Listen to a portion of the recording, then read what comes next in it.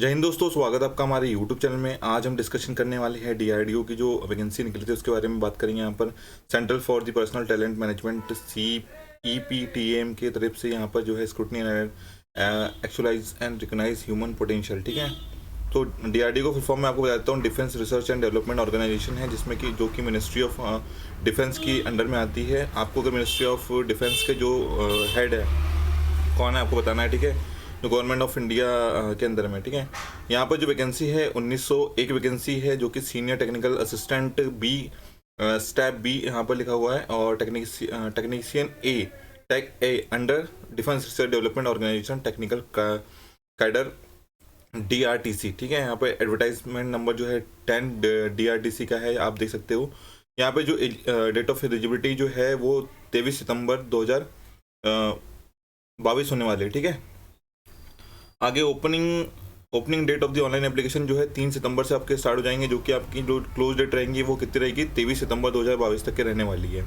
आपको याद रखना है कि 23 सितंबर तक आपकी लास्ट डेट रहने वाली है, जो कि टेंटेटिवली डेट आपकी जो रहेगी यहाँ पर। अभी आपकी जो एग्जाम होने वाले हैं टायर 1 CBT जो होने वाला है, उसके लिए आपके यहाँ पे डेट डिसाइड नहीं की गई। ठीक है, आपके ऑनलाइन एप्लीकेशन होने वाले हैं, जो कि आपको www.drdo.gov.in पर जाकर आप अपना ऑनलाइन फॉर्म देख सकते हो। ठीक है, आगे यहाँ पर लिखा हुआ है senior technician assistant B step B group B, जिसको बोला जाए नॉन गेजेटेड नॉन मिनिस्ट्रियल। ठीक है, यहाँ पे पे स्केल होने वाला है 35,000 से लेके जितना भी आपका रहेगा 1,12,000 समथिंग कुछ। यहाँ पे एज लिमिट आपकी बता दी, क्रूशल जो भी रहने वाली एज लिमिट आपके आप देख सकते हो। एसेंशियल क्वालिफिकेशन आपका जो है एज लिमिट सॉरी मैं बता देता हूँ, 18 से लेकर 28 साल तक रहने वाली है। रजिस्ट्रेशन दे दिया जाएगा यहाँ पर जो है SC ST OBC and EWS। यहाँ पर बहुत सारे रिलैक्सेशन के क्राइटेरियाज बता दिए गए, जो कि आप देख सकते हो। यहाँ पे बोला गया है आगे की disable defence service person domicile in JNK state during the period of the 01/01/1980 to 1989 तक के यहाँ पर रहने वाला है। इसेंशियल क्वालिफिकेशन रिक्वायरमेंट आपकी जो रहेगी वो डिग्री रहने वाली, बैचलर डिग्री आपकी होनी चाहिए इन साइंस, और डिप्लोमा आपका इंजीनियरिंग और IT में होना चाहिए। कंप्यूटर आपका साइंस होना चाहिए एलाइड सब्जेक्ट में आपका, जिसमें कि all India council of for technical education की तरफ से आपका रहने वाला है। ठीक है, आगे आप देख सकते हो BTech PhD एक्सेट्रा आपकी होनी चाहिए यहाँ पर, है ना। Candidate processing higher qualification MSc और PE BTech BAG। ठीक है, आपको यहाँ पर दिखा देता हूँ कि कौन कौन सी वैकेंसी है। ये डिस्क्रिप्शन के मतलब टेंटेटिवली वैकेंसी पूरी डिस्क्राइब तरीके से आपको बताता हूँ मैं। यहाँ पे देख सकते हो आप एग्रीकल्चर में क्या मांगा है, BSc degree in agriculture science from the recognised university और इंस्टीट्यूट में, जिसमें कि SC ST में जो SC में एक पोस्ट है, ST में एक पोस्ट है, OBC में 2 पोस्ट है। यहाँ पर जनरल में 6 है, टोटल वैकेंसी 10 है यहाँ पर। एक ऑटोमोबाइल इंजीनियरिंग में जो डिप्लोमा होने वाला है ऑटोमोबाइल इंजीनियरिंग का, यहाँ पर जो बता सकता हूँ उसमें 6 पोस्ट होने वाली है यहाँ पर। बॉटनी में भी यहाँ पर 6 है, जिसमें कि BSc डिग्री आपको मेनली BSc लगने वाली है आपको। ठीक है, और इंजीनियरिंग अगर जैसे केमिकल इंजीनियरिंग होती है तो केमिकल इंजीनियरिंग में आपको डिप्लोमा यहाँ पर डिप्लोमा चाहिए जो, और टेक्नोलॉजी रिकॉग्नाइज बाय AICTC, है ना। केमिस्ट्री में आपको डिग्री चाहिए, BSc डिग्री, जिसमें कि आपको इन सब्जेक्ट केमिस्ट्री से आपने कंप्लीट की होगी, या तो केमिस्ट्री में आपका होना चाहिए केमिकल साइंस में जो यूनिवर्सिटी होती है उसके अंदर से, है ना। Chemical science from recognised university. ठीक है, आपने कंप्लीट किया होगा, या तो आपका PCM होगा या तो ZBC होगा, जैसे कि जूलॉजी बॉटनी और केमिस्ट्री होने वाला है। PCB फिजिक्स केमिस्ट्री और बायोलॉजी होने वाला है। PCB मतलब PC मतलब फिजिक्स केमिस्ट्री और मैथ्स होने वाला है। अगर आपने वो फॉर्म भरा है तो आप अप्लाई कर सकते हो। सिविल इंजीनियरिंग का आपके पास में डिप्लोमा होना चाहिए, जो कि आपका 3 साल का होता है। ठीक है, BSc आपका होना चाहिए कंप्यूटर साइंस है। अगर कंप्यूटर साइंस आपका BSc नहीं है तो आपको क्या होना चाहिए, यहाँ पर बहुत सारी चीज़ें बता दी गई है। ठीक है, आपने डिप्लोमा इन कंप्यूटर साइंस होना चाहिए, engineering technology information technology recognised by AICTC course by, और फिर आप तो BC होना चाहिए, MCA और नॉट एलिजिबल। ठीक है, यहाँ बता दिया गया है कि DOECC एंड BCA और BMC MCA जो है नॉट अवेलेबल है। यहाँ पे इलेक्ट्रिकल एंड इलेक्ट्रॉनिक इंजीनियरिंग जो है वो बता दिया गया, जिसमें कि डिप्लोमा आपका होना चाहिए। ठीक है, इलेक्ट्रॉनिक्स एंड इलेक्ट्रिकल में इलेक्ट्रिकल इंजीनियरिंग की यहाँ पे पोस्ट निकली है, जिसमें कि आप पोस्ट यहाँ पे देख सकते हो। साइड में आप देखते भी जाइए कितनी कौन सी कैटेगरी वालों के लिए कितनी कितनी पोस्ट निकली है। इलेक्ट्रॉनिक्स एंड यहाँ पे लिखा है इलेक्ट्रॉनिक्स एंड इंस्ट्रूमेंट के बारे में, instrumentation electronics and electronics communication electronics technology and engineering के बारे में, इंस्ट्रूमेंट लाइब्रेरी साइंस के बारे में, मैथमेटिक्स है यहाँ पर, मैकेनिकल में इंजीनियरिंग है, मेट्रोलॉजी है, मेडिकल लैब में भी निकली है, जिसमें कि आपको देख सकते हो कि जिसमें बेसिक डिग्री आपका होना चाहिए मेडिकल लेबोरेटरी टेक्नीशियन में, MLT होना चाहिए, और ये 10+2 साइंस में आपका होना चाहिए, जिसमें कि 2 ईयर का आपके पास में डिप्लोमा होना चाहिए इन मेडिकल लेबोरेटरी में। टेक्नोलॉजी में होना चाहिए, ठीक है, जिसमें 1 साल का आपको रिलेवेंट एक्सपीरियंस भी लगने वाला है। पैथोलॉजी सॉरी फोटोग्राफी, माफ करना, फोटोग्राफी यहाँ पर आपको BSc degree in photography from the recognised university board में आपको होना चाहिए। डिप्लोमा इन फोटोग्राफी होना चाहिए, जिसमें कि applied course for the bachelor of fine art and not eligible, ठीक है। फिजिक्स का जो है बीएससी डिग्री होना चाहिए in physics from the recognised university institution. Candidate PCM वाले भी अप्लाई कर सकते हो। और प्रिंटिंग टेक्नोलॉजी आनी चाहिए आपको, जिसमें कि बीएससी होना चाहिए आपको। पेंटिंग में साइकोलॉजी होना चाहिए, जिसमें बीएससी होनी चाहिए फ्रॉम द रिकॉग्नाइज्ड यूनिवर्सिटी। और टेक्सटाइल में, ठीक है, टेक्सटाइल में भी आपका बीएससी होना चाहिए। जूलॉजी में आपका बीएससी, यहाँ पर मतलब मेनली बीएससी से आपको यहाँ पर जॉब लगने वाली है आपकी। जिसमें कि एज लिमिट के बारे में आपको बता दी गई थी यहाँ पर। अब अच्छा, टेक्निकल ए वालों के लिए, यहाँ पर ग्रुप सी वालों के लिए आगे इसमें भी 18 से 28 साल तक की एज लिमिट होने वाली है, जिसका कि पे स्केल 19,900 से लेकर 63,200 तक रहने वाला है आपका। एज रिलैक्सेशन वहीं आपको देते जाएगा, जो एज रिलैक्सेशन के बारे में आप बात कर सकते हो, जिसमें कि यहाँ पर जो है बता दिया जाएगा आपको आगे ना। यहाँ पे लिखा हुआ एसेंशियल क्वालिफिकेशन आपका क्या होना चाहिए, 10th होना चाहिए, जिसमें कि आपका कोई भी बोर्ड चल जाएगा, ठीक है, रिकग्नाइज बोर्ड और इंस्टीट्यूशन आपका होना चाहिए, इंस्टीट्यूट होना चाहिए। And certificate on the ITI से आपका सर्टिफिकेट होना चाहिए, जो कि रिक्वायर लगा डिसिप्लिन के लिए, ठीक है। और एक मिनट आपको यहाँ पर होना चाहिए 1 year from certificate of the minimum 1 year from the recognized institute required to discipline the industrial training institution do not award certificate in that the discipline or non national trade certificate required to discipline, ठीक है। आगे यहाँ बता दिया गया है कि आपको ऑटोमोबाइल के साथ में होना चाहिए, जिसमें कि आपको 10th पास आपने की गई होगी, जिसमें कि सर्टिफिकेट आपका ITI के थ्रू होना चाहिए, जो ऑटोमोबाइल ट्रेड में होता है। बुक आपका बुक बाइंडर में आपको होना चाहिए, जिसमें कि आपको 10th आपका कंप्यूटर होना चाहिए, और ITI का आपका बुक बाइंडर का आपके पास में होना चाहिए।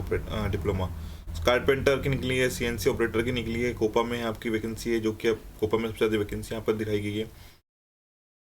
ड्राफ्टमैन के लिए है, DTP के लिए है, यहाँ पर इलेक्ट्रिशियन वालों के लिए भी वैकेंसी है, इलेक्ट्रॉनिक्स वालों के लिए वैकेंसी है, फिटर के लिए, गार्डियन के लिए, मशीनिस्ट के लिए यहाँ पर, मैकेनिक के लिए यहाँ पर, ठीक है, मिल राइट मैकेनिक के लिए यहाँ पर, ठीक है, मोटर मैकेनिक है, पेंटर है, फोटोग्राफर है यहाँ पर।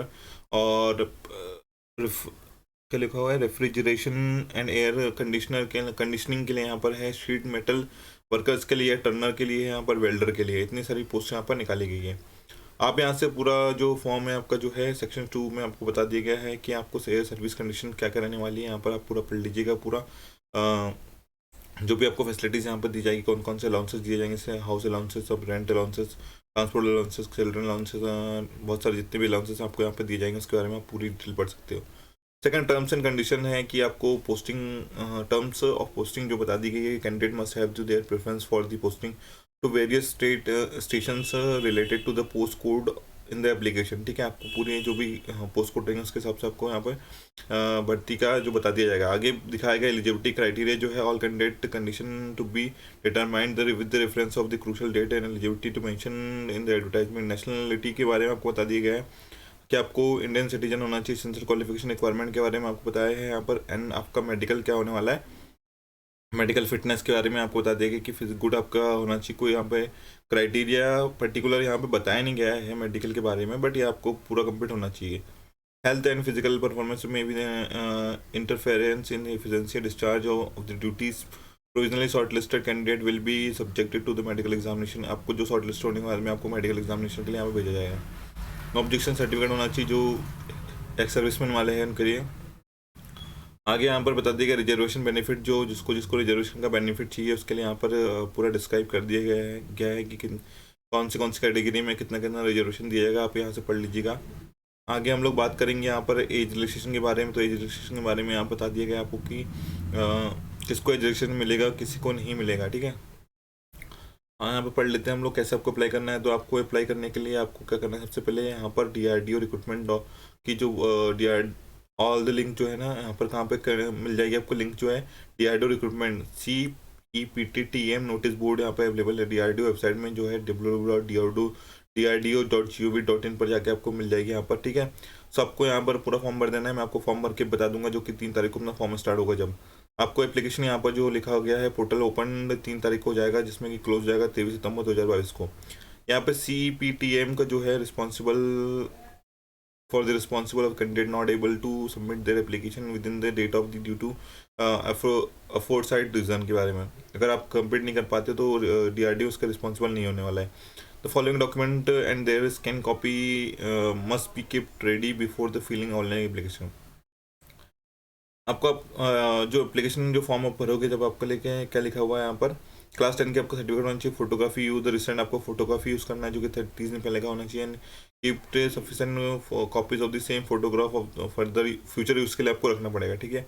आधार card, PAN card, voter ID, इसमें किसी भी आपको तरीके से आप आईडी यहाँ पर सबमिट कर सकते हो, ठीक है। सबमिशन ऑफ एप्लीकेशन यहाँ बता दिया गया है, पूरा आप डिस्क्रिप्शन बता दिया गया, आप पढ़ लीजिएगा। No printed copy of application is required to be sent to CPETM।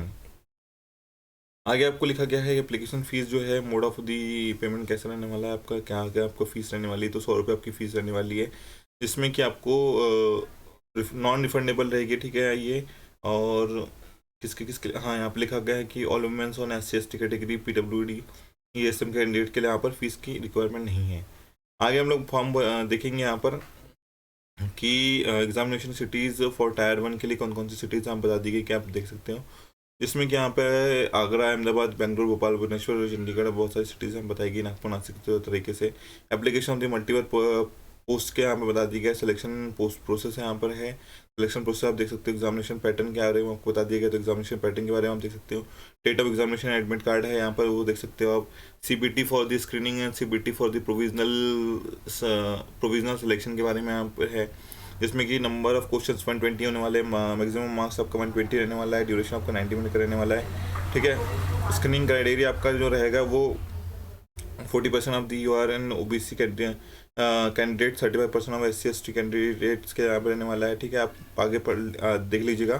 जो है हम लोग प्रोविजनल सिलेक्शन क्राइटेरिया जो रहने वाला है, आप हम लोग उसके बारे में डिस्कशन करेंगे यहाँ पर कि CBT आपका जो होगा वो कैसे होने वाला है, ट्रेड टेस्ट आपका कौन कौन से का होगा, क्वांटिटेटिव एप्टीट्यूड एबिलिटी का होगा, और टेक 1 के लिए आपको बताया गया यहाँ पर, ठीक है। एप्टीट्यूड जनरल इंटेलिजेंस टेस्ट होने वाला है, reasoning ability, general awareness, English language और बेसिक नॉलेज आपका होने वाला है। B के लिए स्पेसिफिक ट्रेड होने वाला है, डिसिप्लिन आपको डिसिप्लिन ऑफ पोस्ट कोड, तो 40% यहाँ पे सेक्शन लेने वाला है, 80% आपका जो रहेगा वो पोस्ट के हिसाब से रहने वाला है, मतलब सेक्शन B वालों के लिए 120 मार्क्स का आपका टोटल रहने वाला है, जिसमें कि आपको 90 मिनट का टाइम दिया जाएगा।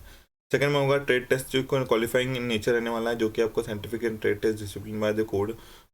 Trade test will be of ITI level, जो ITI लेवल है उनके लिए टेस्ट रहने वाला है। यहाँ पे लिखा है provision of the P categories के बारे में कुछ बताया गया, तो आप पूरा पढ़ लीजिएगा। यहाँ पे सेक्शन 5 जो होगी important instruction of the for candidate before applying the candidate are advise to be go through the online detail advertisement frequently asked question, जो है जो कि फ्रिक्वेंटली आस्क्ड क्वेश्चन जो है उसको आप पढ़ना है पूरा आपको, कि कौन कौन सी यहाँ पर कॉपीज़ मांगी गई, कौन सी कॉपी नहीं मांगी गई, उसके बारे में आपको पूरी इन्फॉर्मेशन दी गई, तो आप पढ़ लीजिएगा पूरा। आगे हम लोग देखेंगे यहाँ पर कि यही था इस वीडियो में, मेरे को लग रहा है पूरा खत्म हो चुका है ना। सिलेबस के बारे में आपको सिलेबस आपको पूरा एक्सप्लेन कर दूंगा इसका सिलेबस आपको निकाल के। सो बेसिकली यही था इस वीडियो में। अगर आपको वीडियो अच्छा लगे तो लाइक करें, शेयर करें, सब्सक्राइब करें। जय हिंद।